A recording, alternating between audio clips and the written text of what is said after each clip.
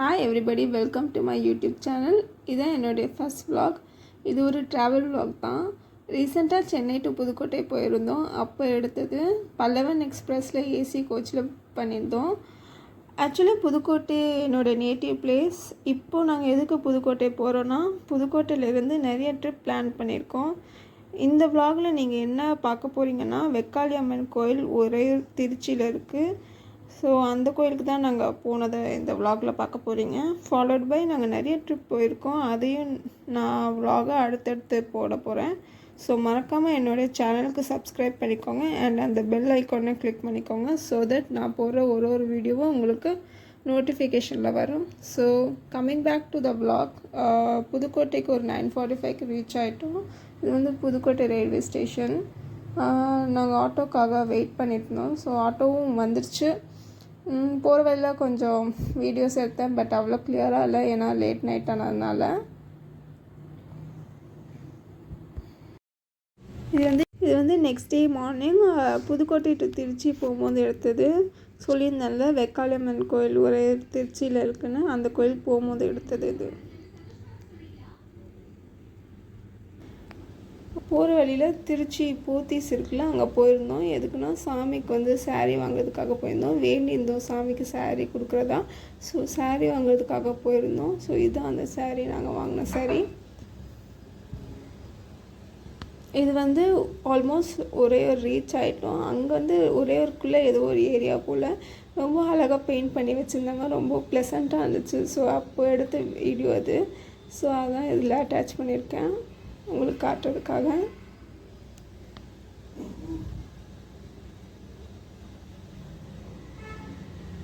இது வந்து கோயில்கிட்ட வந்துட்டோம். கோயில் தான்.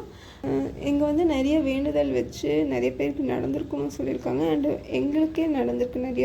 நிறைய வேண்டுதல் வச்சுருக்கோம், நிறையவே நடந்திருக்கு. ஸோ இங்கே வரும்போதும் ஒரு டிவைனான ஃபீல் கண்டிப்பாக எங்களுக்கு கிடச்சிருக்கு, உங்களுக்கும் கிடைக்கும்னு நான் நினைக்கிறேன். இந்த மாதிரி பேப்பர் வந்து அங்கே தருவாங்க. அந்த பேப்பரில் நம்மளோட வேண்டுதலை எழுதி அங்கே ஒரு சூலம் இருக்கும், அந்த சூலத்தில் கட்டி வைக்கணும்.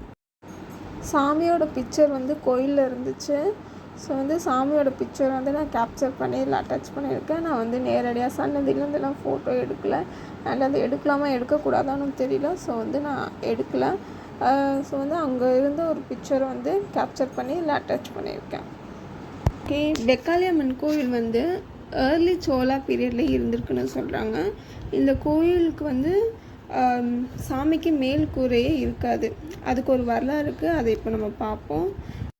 உறையூரில் வந்து சாரமா முனிவர் வாழ்ந்து வராரு.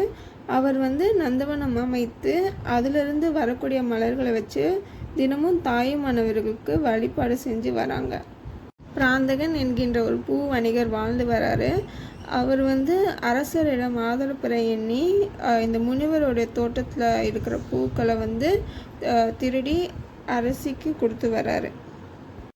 இதை வந்து நாளடைவில் முனிவர் வந்து கண்டும் பிடிச்சிடுறாங்க. தாயுமானவருக்கு செலுத்த வேண்டிய மலர் இந்த மாதிரி அரசிக்கு செலுத்துகிறாங்கன்னு முனிவர் கோவப்பட்டு இந்த மாதிரி மன்னர்கிட்ட முறையிடுறாரு. அப்போ வந்து மன்னர் வந்து அலட்சியப்படுத்திடுறாரு முனிவரை. மனம் வந்த முனிவர் வந்து தாய்மானவர்கிட்ட போய் முறையிடுறாரு. தாய்மானவர் தன் பக்தருக்கு இப்படி ஒரு நிலைமையான கோபம் கொள்கிறாரு. நாள் உறையூர் முழுவதும் மண்மழை பொழிகிறது. அங்கே இருக்கும் மக்கள் அவங்களுடைய உயிரை காப்பாற்றிக்க அங்கேயும் எங்கேயும் ஓடுறாங்க. அப்பொழுது வந்து மக்கள் அவங்களோட உயிரை காப்பாற்றிக்க எல்லை தெய்வமான வெக்காளி அம்மன்கிட்ட போய் சரணடைகிறாங்க. அப்போது வெக்காளி அம்மன் மண்மாரி பொழிவதிலிருந்து மக்களை காப்பாற்றுறாங்க. மண்மாரி பொழிந்ததால் மக்களுக்கு வீடு இல்லாத நிலைமை ஆயிடுச்சு. மக்களோட துயர் கண்டு அன்னை வெக்காளி அம்மனும் வெட்ட வெளியில் வீட்டிலிருந்து மக்களுக்கு அருள் பாலித்தல். ஸோ இதுதான் வெக்காளி அம்மன் கோயிலோடைய வரலாறு. ஸோ என்னோடய வீடியோ பிடிக்கும்னு நினைக்கிறேன். ஸோ மறக்காமல் லைக் பண்ணுங்கள், கமெண்ட் பண்ணுங்கள் அண்ட் ஷேர் பண்ணுங்கள். So bye and thanks from Raji.